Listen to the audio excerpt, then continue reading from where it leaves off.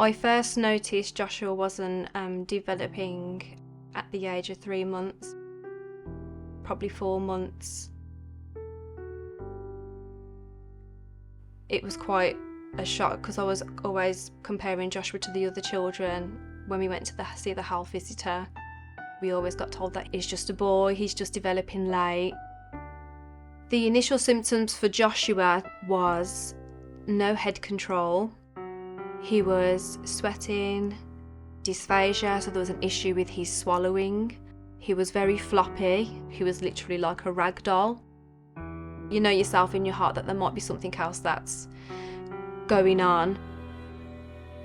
MCT8 Deficiency, or Allan Herndon Dudley Syndrome, is a rare genetic condition, and it causes mainly a profound retardation or delay of a child's development. It is caused by a mutation on the X chromosome, which means that predominantly males or boys are affected. Children with AHDS manifest very early on, shortly after birth, with poor muscle tone. And then in the course of infancy, the retardation of their development becomes more apparent by not achieving developmental milestones such as sitting or standing freely. Teenage years and adolescence, the muscle wasting, the poor weight gain is a predominant symptom. The peripheral thyrotoxicity become more apparent, such as a higher heart rate. They develop as a consequence contractures of their joint or a significant curvature of their spine. As adults, those contractures become even more severe. Finding out about the MCT8 deficiency diagnosis, it was quite a shock because I didn't understand or know anything about it. It took roughly 12 months then to get a full diagnosis with the endocrine doctor, and from there it went back to the multidisciplinary team then for us to all get involved to help support Joshua in the best way we can.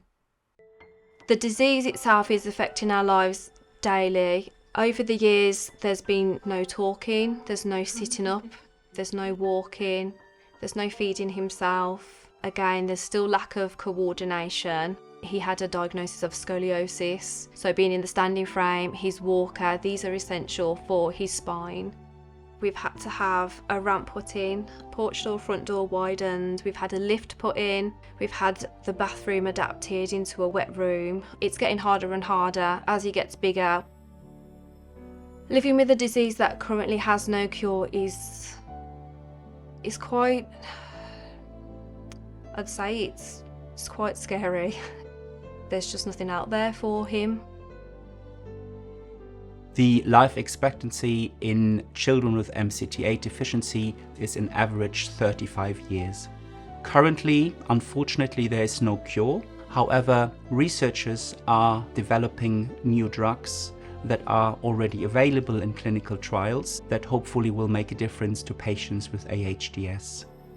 It is likely that there are adults with AHDS who have not received a diagnosis. What would improve the diagnosis and the time to diagnosis rate is simply just to be aware of the possibility that the child might have AHDS. MCT8 deficiency can be diagnosed with a simple blood test checking for thyroid hormones, and certain cells that are dependent on this transporter, on MCT8s, are therefore deficient of thyroid hormone, and these cells are, for instance, the brain, and then this causes significant retardation for affected patients. Other tissues, the heart muscle or the skeletal muscle, for instance, are overexposed to thyroid hormone because they are not dependent on MCT8s, and in those tissues it causes something we call thyroid toxicity, and this has significant effects and morbidities in the long term. Usually the hormones T4 and TSH are within normal range. The striking signature of the condition is an elevated T3 level.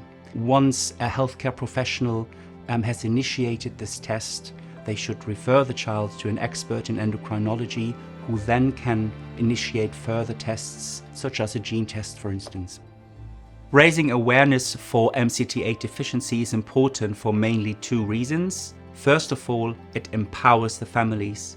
And it is important for families, such as Joshua's family, to receive a genetic diagnosis. But also, they don't feel alone with this condition. And it also has implication on genetic counseling for affected families if they plan future pregnancies. Raising awareness is also important for healthcare professionals so that they are aware of the condition and are able to initiate the appropriate diagnostic tests.